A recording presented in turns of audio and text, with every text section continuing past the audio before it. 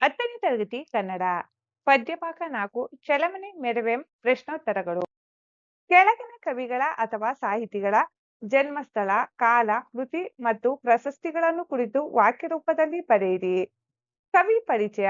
ರನ್ನ ಕನ್ನಡದ ರತ್ನಾತ್ರಯರಲ್ಲಿ ಒಬ್ಬರಾದ ಕವಿ ರನ್ನರು ಸಾಮಾನ್ಯ ಸುಮಾರು 949ರಲ್ಲಿ ಬಾಗಲಕೋಟೆ ಜಿಲ್ಲೆಯ ಮುಧೋಳ್ ಅಂದರೆ ಈಗಿನ ಮುಧೋಳ ಎಂಬ ಗ್ರಾಮದಲ್ಲಿ ಜನಿಸಿದರು. ಇವರು ಸಾಹಸ ಭೀಮ ವಿಜಯಂ, ಅಜಿತ ತೀರ್ಥಂಕರ ಪುರಾಣ ತಿಲಕಂ, ಪರಶುರಾಮ ಚರಿತಂ, ಚಕ್ರೇಶ್ವರ ಚರಿತಂ, ರನ್ನಕಂದ ಎಂಬ ಕೃತಿಗಳನ್ನು ರಚಿಸಿದ್ದಾರೆ. ಇವರಿಗೆ ಚಾಲುಕ್ಯ ದೊರೆ ತೈಲಪನು ಕವಿಚಕ್ರವರ್ತಿ ಎಂಬ ಬಿರುದನ್ನು ನೀಡಿ ಗೌರವಿಸಿರುವರು. ಚಲಮನೆ ಮೆರವೆಂ ಎಂಬ ಪದ್ಯ ಭಾಗವನ್ನು ಪ್ರೊಫೆಸರ್ ಅಂಪ ನಾಗರಾಜಯ್ಯ ಅವರು ಸಂಪಾದಿಸಿರುವ ರನ್ನ ಸಂಪುಟದ ಮಹಾಕವಿ ರನ್ನನ ಸಾಹಸ ಭೀಮ ವಿಜಯಂ ಎಂಬ ಮಹಾಕಾವ್ಯ ಭಾಗದ 5ನೆಯ ಆಸ್ವದಿಂದ ಆರಿಸಿಕೊಳ್ಳಲಾಗಿದೆ. ಮುಖ್ಯ ಪ್ರಶ್ನೆ 1. ಕೊಟ್ಟಿರುವ ಪ್ರಶ್ನೆಗಳಿಗೆ ಒಂದೊಂದು ವಾಕ್ಯದಲ್ಲಿ ಉತ್ತರಿಸಿ. ಪ್ರಶ್ನೆ 1. ನಿಮಗೆ ನಮಸ್ಕರಿಸಿ ಹೋಗಲು ಬಂದೆನಷ್ಟೇ ಎಂದು ದುರ್ಯೋಧನ ಯಾರಿಗೆ ಹೇಳುವನು? ಉತ್ತರ. ನಿಮಗೆ ನಮಸ್ಕರಿಸಿ ಹೋಗಲು ಬಂದೆನಷ್ಟೇ ಎಂದು ದುರ್ಯೋಧನ ಭೀಷ್ಮಾಚಾರ್ಯರಿಗೆ ಹೇಳುವನು. ಪ್ರಶ್ನೆ 2. ದೀನಪಸುತ ಎಂದರೆ ಯಾರು? ಉತ್ತರ. ದೀನಪಸುತ ಎಂದರೆ ಕರ್ಣ. ಪ್ರಶ್ನೆ 3. ಯಾರಿಬ್ಬರನ್ನು ಕೊಂದ ಬಳಿಕ ಸಂಧಿ ಮಾಡಿಕೊಳ್ಳುವುದಾಗಿ ದುರ್ಯೋಧನ ಹೇಳುತ್ತಾನೆ? ಉತ್ತರ. ಅರ್ಜುನ ಮತ್ತು ಭೀಮ ಇಬ್ಬರನ್ನು ಕೊಂದ ಬಳಿಕ ಸಂಧಿ ಮಾಡಿಕೊಳ್ಳುವುದಾಗಿ ದುರ್ಯೋಧನ ಹೇಳುತ್ತಾನೆ. ಪ್ರಶ್ನೆ 4. ಛಲವನ್ನೇ ಮೆರೆಯುವುದಾಗಿ ನಿರ್ಧರಿಸಿದವರು ಯಾರು? ಉತ್ತರ. ಛಲವನ್ನೇ ಮೆರೆಯುವುದಾಗಿ ನಿರ್ಧರಿಸಿದವನು ದುರ್ಯೋಧನ. ಪ್ರಶ್ನೆ 5. ಅಂತಕಾತ್ಮಜ ಎಂದರೆ ಯಾರು? ಉತ್ತರ. ಅಂತಕಾತ್ಮಜ ಎಂದರೆ ಧರ್ಮರಾಯ. ಮುಖ್ಯ ಪ್ರಶ್ನೆ 2. ಕೊಟ್ಟಿರುವ ಪ್ರಶ್ನೆಗಳಿಗೆ 3-4 ವಾಕ್ಯಗಳಲ್ಲಿ ಉತ್ತರಿಸಿ.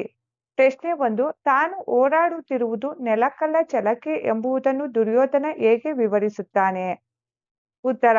ದುರ್ಯೋಧನನು ಭೀಷ್ಮಾಚಾರ್ಯರ ಕುರಿತು ನಾನು ಭೂಮಿಗಾಗಿ ಓಡಾಡುತ್ತಿಲ್ಲ, ಆದರೆ ನನ್ನ ಛಲಕ್ಕಾಗಿ ಪಾಂಡವರೊಡನೆ ಓಡಾಡುವೆನು. ಈ ಭೂಮಿ ನನಗೆ ಪಾಳು ಭೂಮಿಗೆ ಸಮ. ಮಿತ್ರನಾದ ಕರ್ಣನನ್ನು ಪ್ರೀತಿಯ ಸಹೋದರ ದುಶ್ಯಾಸನನ್ನು ಕೊಲ್ಲಿಸಿದ ಈ ಭೂಮಿಯೊಡನೆ ಮತ್ತೆ ನಾನು ಬಾಳುವುದುಂಟೆ. ನನ್ನ ಒಡ ಹುಟ್ಟಿದ 100 ಮಂದಿ ಸಹೋದರರು ಯುದ್ಧದಲ್ಲಿ ಹೋರಾಡಿ ಸತ್ತರು. ಆಗ ನನ್ನಲ್ಲಿ ಕೋಪವು ಹುಟ್ಟಿ ಹೊರಹೊಮ್ಮಿತು. ಆದ್ದರಿಂದ ಪಾಂಡವರೊಡನೆ ಹೋರಾಡಿ ನನ್ನ ಛಲವನ್ನೇ ಮೆರೆಯುತ್ತೇನೆ ಎಂದು ಹೇಳುತ್ತಾನೆ. ಪ್ರಶ್ನೆ 2. ಈ ನೆಲದೊಡನೆ ನಾನು ಸಹಬಾಳ್ವೆ ಮಾಡುವುದಿಲ್ಲವೆಂದು ದುರ್ಯೋಧನ ಹೇಳುವುದೇಕೆ? ಉತ್ತರ. ಭೀಷ್ಮಾಚಾರ್ಯರು ಪಾಂಡವರೊಡನೆ ಸಂಧಿ ಮಾಡಿಕೊ ಎಂದು ಸಲಹೆ ಮಾಡಿದಾಗ ದುರ್ಯೋಧನನು ಅದಕ್ಕೆ ಒಪ್ಪುವುದಿಲ್ಲ. ನನ್ನ ಪ್ರೀತಿಯ ಸಹೋದರ ದುಶ್ಯಾಸನ ಮತ್ತು ಸ್ನೇಹಿತ ಕರ್ಣನನ್ನು ಕಳೆದುಕೊಂಡ ಈ ಭೂಮಿ ದುರ್ಯೋಧನನಿಗೆ ಪಾಳು ಭೂಮಿಗೆ ಸಮವೆನಿಸುತ್ತದೆ. ತನ್ನ ಪ್ರೀತಿಗೆ ಪಾತ್ರರಾದವರನ್ನು ಕೊಲ್ಲಿಸಿದ ಭೂಮಿಯೊಡನೆ ಮತ್ತೆ ನಾನು ಸಹಬಾಳ್ವೆಯನ್ನು ಮಾಡುವುದಿಲ್ಲ ಎನ್ನುತ್ತಾನೆ. ಪ್ರಶ್ನೆ 3. ಪಾರ್ಥ ಭೀಮರ ಬಗೆಗೆ ದುರ್ಯೋಧನನ ಅಭಿಪ್ರಾಯವೇನು? ಉತ್ತರ. ನನ್ನ ಪ್ರೀತಿಯ ಗೆಳೆಯ ಕರ್ಣನನ್ನು ಮತ್ತು ಪ್ರೇಮದ ಸಹೋದರ ದುಶ್ಯಾಸನನನ್ನು ಕೊಂದ ಅರ್ಜುನ ಭೀಮರು ಬದುಕಿರುವರು. ಕಾರಣ ನನ್ನ ದೇಹದಲ್ಲಿ ಪ್ರಾಣ ಇರುವವರೆಗೆ ನಾನು ಸಂಧಿ ಮಾಡಿಕೊಳ್ಳಲು ಒಪ್ಪುವುದಿಲ್ಲ. ಮೊದಲು ಆ ಇಬ್ಬರನ್ನು ಕೊಂದ ಬಳಿಕ ಧರ್ಮರಾಜರೊಡನೆ ಸಂಧಿ ಮಾಡಿಕೊಳ್ಳೋಣ. ನನ್ನ ದುಃಖ ಆರಿದ ಮೇಲೆ ಅದು ಬೇಡವೆನ್ನುವನೇ ಎಂದು ಪಾರ್ಥ ಭೀಮರ ಬಗೆಗೆ ದುರ್ಯೋಧನನು ಅಭಿಪ್ರಾಯ ಪಡುತ್ತಾನೆ. ಮುಖ್ಯ ಪ್ರಶ್ನೆ 3. ಕೊಟ್ಟಿರುವ ಪ್ರಶ್ನೆಗಳಿಗೆ 8-10 ವಾಕ್ಯಗಳಲ್ಲಿ ಉತ್ತರಿಸಿ. ಪ್ರಶ್ನೆ 1. ಭೀಷ್ಮ ಮತ್ತು ದುರ್ಯೋಧನರ ನಡುವಿನ ಸಂಭಾಷಣೆಯ ಸ್ವಾರಸ್ಯವನ್ನು ವಿವರಿಸಿ. ಉತ್ತರ. ಮಹಾಭಾರತ ಯುದ್ಧದಲ್ಲಿ ತನ್ನೆಲ್ಲ ಸಹೋದರರನ್ನು ಆಪ್ತ ಮಿತ್ರನಾದ ಕರ್ಣನನ್ನು ಕಳೆದುಕೊಂಡ ದುರ್ಯೋಧನನು ತಂದೆ ತಾಯಿಯರ ಅಪೇಕ್ಷೆಯಂತೆ ರಣರಂಗದಲ್ಲಿ ಶರಶಿಶೆಯಲ್ಲಿ ಮಲಗಿದ್ದ ತಾತ ಭೀಷ್ಮರ ಸಲಹೆಯನ್ನು ಪಡೆಯಲು ಬರುತ್ತಾನೆ. ಭೀಷ್ಮರು ಪಾಂಡವರನ್ನು ತಾವು ಒಪ್ಪಿಸಿ ಒಪ್ಪಂದ ಮಾಡಿ ಮೊದಲಿನಂತೆ ಕೂಡಿ ನಡೆಯುವ ಹಾಗೆ ಮಾಡುತ್ತೇನೆ. ಅವರು ನನ್ನ ಮಾತನ್ನು ಮೀರುವವರಲ್ಲ. ನೀನು ಯುದ್ಧವನ್ನು ಮಾಡದೆ ಪಾಂಡವರೊಡನೆ ಸಂಧಿ ಮಾಡಿಕೊಂಡು ಬದುಕಬೇಕೆಂಬ ಸಲಹೆಯನ್ನು ದುರ್ಯೋಧನನಿಗೆ ನೀಡುತ್ತಾರೆ. ಅಲ್ಲಿ ಭೀಷ್ಮರು ಯುದ್ಧದಿಂದ ಮುಂದಾಗುವ ಅನಾಹುತ ಮತ್ತು ಪಾಂಡವರ ಮೇಲೆ ಅವರಿಗಿದ್ದ ನಂಬಿಕೆ ವ್ಯಕ್ತಪಡಿಸಿದ್ದಾರೆ. ಆದರೆ ದುರ್ಯೋಧನ ಅದಕ್ಕೊಪ್ಪದೆ ಅಜ್ಜ, ನಾನು ನಿಮಗೆ ಹೋಗಲೆಂದು ಇಲ್ಲಿಗೆ ಬಂದೇನೆ ಹೊರತು ಶತ್ರುಗಳೊಡನೆ ಒಪ್ಪಂದವನ್ನು ಏರ್ಪಡಿಸುವುದಕ್ಕೆಂದು ಬಂದಿಲ್ಲ ಎಂದು ತನ್ನ ಗಟ್ಟಿಯಾದ ನಿರ್ಧಾರ ಪ್ರಕಟಿಸುತ್ತಾನೆ. ನಾನು ಭೂಮಿಗೆ ಓಡಾಡುತ್ತಿಲ್ಲ, ಆದರೆ ನನ್ನ ಛಲಕ್ಕಾಗಿ ಪಾಂಡವರೊಡನೆ ಓಡಾಡುವೆನು ಎಂದು ತನ್ನ ಛಲದ ಕುರಿತಾದ ಅಭಿಮಾನ ತಿಳಿಸುತ್ತಾನೆ. ಈ ಭೂಮಿ ನನಗೆ ಪಾಳು ಭೂಮಿಗೆ ಸಮ. ಕರ್ಣನನ್ನು ಕೊಲ್ಲಿಸಿದ ಭೂಮಿಯೊಡನೆ ಮತ್ತೆ ನಾನು ಬಾಳುವುದುಂಟೆ. ನನ್ನ ಒಡ ಹುಟ್ಟಿದ 100 ಮಂದಿ ಸಹೋದರರು ಯುದ್ಧದಲ್ಲಿ ಓಡಾಡಿ ಸತ್ತರು. ಸತ್ತವರೇನು ಮತ್ತೆ ಹುಟ್ಟುವುದಿಲ್ಲವೇ? ಆದ್ದರಿಂದ ಪಾಂಡವರೊಡನೆ ಓಡಾಡಿ ನನ್ನ ಛಲವನ್ನೇ ಮೆರೆಯುತ್ತೇನೆ ಎಂದು ಹೇಳುತ್ತಾ ತನ್ನ ನೋವನ್ನು ವ್ಯಕ್ತಪಡಿಸುತ್ತಾನೆ. ನನ್ನ ಪ್ರೀತಿಯ ಗೆಳೆಯ ಕರ್ಣನನ್ನು ಮತ್ತು ಪ್ರೇಮದ ಸಹೋದರ ದುಶ್ಯಾಸನನನ್ನು ಕೊಂದ ಅರ್ಜುನ ಭೀಮರು ಬದುಕಿರುವವರೆಗೆ, ನನ್ನ ದೇಹದಲ್ಲಿ ಪ್ರಾಣ ಇರುವವರೆಗೆ ನಾನು ಸಂಧಿ ಮಾಡಿಕೊಳ್ಳುವುದಿಲ್ಲ. ನನ್ನ ದುಃಖ ಆರಿದ ಮೇಲೆ ಅದು ಬೇಡವೆನ್ನುವೆನೆ ಎಂದು ಹೇಳುವ ಮೂಲಕ ಪಾರ್ಥ ಭೀಮರ ಬಗೆಗೆ ದುರ್ಯೋಧನನು ತನಗಿದ್ದ ರೋಷವನ್ನು ತಿಳಿಸುತ್ತಾನೆ. ತನ್ನಲ್ಲಿ ಕೋಪವು ಕೆರಳಿ ಅತಿಶಯವಾಗಿದೆ, ಪಾಂಡವರೊಡನೆ ಕಾದಾಡಿಯೇ ತೀರುತ್ತೇನೆ ಎಂಬ ದೃಢತೆಯನ್ನು ವ್ಯಕ್ತಪಡಿಸುವನು. ಹೀಗೆ ಭೀಷ್ಮ ಮತ್ತು ದುರ್ಯೋಧನರ ನಡುವೆ ಸಂಭಾಷಣೆ ಸ್ವಾರಸ್ಯಕರವಾಗಿ ಮೂಡಿಬಂದಿದೆ. ಪ್ರಶ್ನೆ 2. ದುರ್ಯೋಧನನ ಛಲದ ಗುಣ ಅವನ ಮಾತುಗಳಲ್ಲಿ ವ್ಯಕ್ತವಾಗಿರುವ ಬಗೆಯನ್ನು ವಿವರಿಸಿ. ಉತ್ತರ. ರಣರಂಗದಲ್ಲಿ ಶರಶಯ್ಯೆಯಲ್ಲಿ ಮಲಗಿದ್ದ ತಾತ ಭೀಷ್ಮರು ನೀನು ಯುದ್ಧವನ್ನು ಮಾಡದೆ ಪಾಂಡವರೊಡನೆ ಸಂಧಿ ಮಾಡಿಕೊಂಡು ಬದುಕಬೇಕೆಂಬ ಸಲಹೆಯನ್ನು ದುರ್ಯೋಧನನಿಗೆ ನೀಡುತ್ತಾರೆ. ಆಗ ದುರ್ಯೋಧನ ಅದಕ್ಕೊಪ್ಪದೆ, ಅಜ್ಜ, ನಾನು ನಿಮಗೆ ನಮಸ್ಕರಿಸಿ ಹೋಗಲೆಂದು ಇಲ್ಲಿಗೆ ಬಂದೇನೆ ಹೊರತು ಶತ್ರುಗಳೊಡನೆ ಒಪ್ಪಂದವನ್ನು ಏರ್ಪಡಿಸುವುದಕ್ಕೆಂದು ಬಂದಿಲ್ಲ. ನಾನು ಭೂಮಿಗಾಗಿ ಓಡಾಡುತ್ತಿಲ್ಲ, ಆದರೆ ನನ್ನ ಛಲಕ್ಕಾಗಿ ಪಾಂಡವರೊಡನೆ ಓಡಾಡುವೆನು. ಈ ಭೂಮಿ ನನಗೆ ಪಾಳು ಭೂಮಿಗೆ ಸಮ. ಕರ್ಣನನ್ನು ಕೊಲ್ಲಿಸಿದ ಭೂಮಿಯೊಡನೆ ಮತ್ತೆ ನಾನು ಹೊಸದಾಗಿ ಬಾಳುವುದುಂಟೆ. ನನ್ನ ಪ್ರೀತಿಯ ಗೆಳೆಯ ಕರ್ಣನನ್ನು ಮತ್ತು ಪ್ರೀತಿಯ ಸಹೋದರ ದುಶ್ಯಾಸನನನ್ನು ಕೊಂದ ಅರ್ಜುನ ಭೀಮರು ಬದುಕಿರುವವರೆಗೆ, ನನ್ನ ದೇಹದಲ್ಲಿ ಪ್ರಾಣ ಇರುವವರೆಗೆ ನಾನು ಸಂಧಿ ಮಾಡಿಕೊಳ್ಳಲು ಒಪ್ಪುವುದಿಲ್ಲ. ಮೊದಲು ಆ ಇಬ್ಬರನ್ನು ಕೊಂದ ಬಳಿಕ ಧರ್ಮರಾಜನೊಡನೆ ಸಂಧಿ ಮಾಡಿಕೊಳ್ಳೋಣ. ನನ್ನ ದುಃಖ ಆರಿದ ಮೇಲೆ ಅದು ಬೇಡವೆನ್ನುವೆನೆ ಎಂದು ಹೇಳುವನು. ನನ್ನ ಒಡ ಹುಟ್ಟಿದ 100 ಮಂದಿ ಸಹೋದರರು ಯುದ್ಧದಲ್ಲಿ ಓಡಾಡಿ ಸತ್ತರು. ಆಗ ನನ್ನಲ್ಲಿ ಕೋಪವು ಹುಟ್ಟಿ ಹೊರಹೊಮ್ಮಿತು.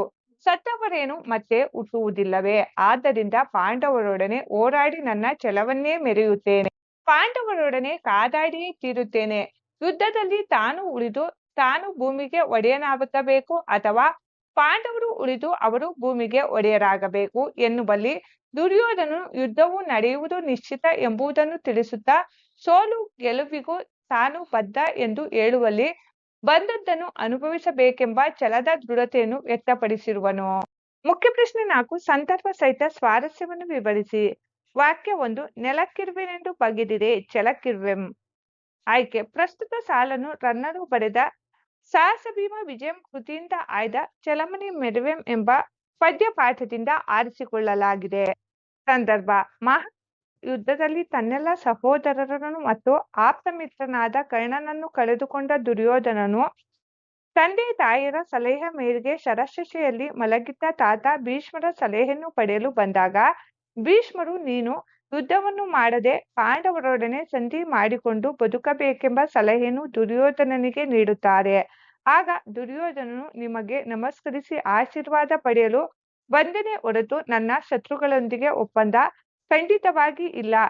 ನೆಲ ಕಿರಿದಾಗಿರಬಹುದು, ನನ್ನ ಛಲ ಹಿರಿದಾಗಿದೆ, ಅದಕ್ಕಾಗಿ ಹೋರಾಡುತ್ತೇನೆ ಎನ್ನುತ್ತಾನೆ. ಸ್ವಾರಸ್ಯ. ಛಲದಿಂದ ಬದುಕುವುದು ಕ್ಷತ್ರಿಯನ ಹುಟ್ಟುಗುಣ. ಅದು ಅವನಿಗೆ ಭೂಷಣ. ಅದರಲ್ಲೂ ದುರ್ಯೋಧನನ ಛಲದ ಗುಣ ಅವನ ವ್ಯಕ್ತಿತ್ವಕ್ಕೆ ತಕ್ಕುದಾಗಿದೆ ಎಂಬ ಮಾತು ಸ್ವಾರಸ್ಯಕರವಾಗಿ ಮೂಡಿಬಂದಿದೆ. ವಾಕ್ಯ 2. ಸಮರದೊಳಗೆನಗಜ್ಜ ಪೆರೆಮಾವುದು ಕಜ್ಜಂ. ಆಯ್ಕೆ. ಪ್ರಸ್ತುತ ಸಾಲನ್ನು ರನ್ನರು ಬರೆದ ಸಾಹಸ ಭೀಮ ವಿಜಯಂ ಕೃತಿಯಿಂದ ಆಯ್ದ ಚಲಮನೆ ಮೆರೆವೆಂ ಎಂಬ ಪದ್ಯಪಾಠದಿಂದ ಆರಿಸಿಕೊಳ್ಳಲಾಗಿದೆ. ಸಂದರ್ಭ. ಭೀಷ್ಮರು ಪಾಂಡವರನ್ನು ತಾವು ಒಪ್ಪಿಸಿ ಒಪ್ಪಂದ ಮಾಡಿ ಮೊದಲಿನಂತೆ ಕೂಡಿ ನಡೆಯುವ ಹಾಗೆ ಮಾಡುತ್ತೇನೆ, ನೀನು ಸಂಧಿಯನ್ನು ಮಾಡಿಕೋ ಎಂದಾಗ ಅದಕ್ಕೊಬ್ಬದ ದುರ್ಯೋಧನನು ಯುದ್ಧದಲ್ಲಿ ತನ್ನ ಕಾರ್ಯವನ್ನು ತಿಳಿಸಿ ನನಗೆ ಆಶೀರ್ವದಿಸಿ ಎಂದಾಗ ರಣರಂಗದಲ್ಲಿ ಯೋಧನಾದವನು ಮಾಡಬೇಕಾದ ಕಾರ್ಯವೇನು ಎಂದು ಹೇಳುವ ಸಂದರ್ಭವಾಗಿದೆ. ಸ್ವಾರಸ್ಯ.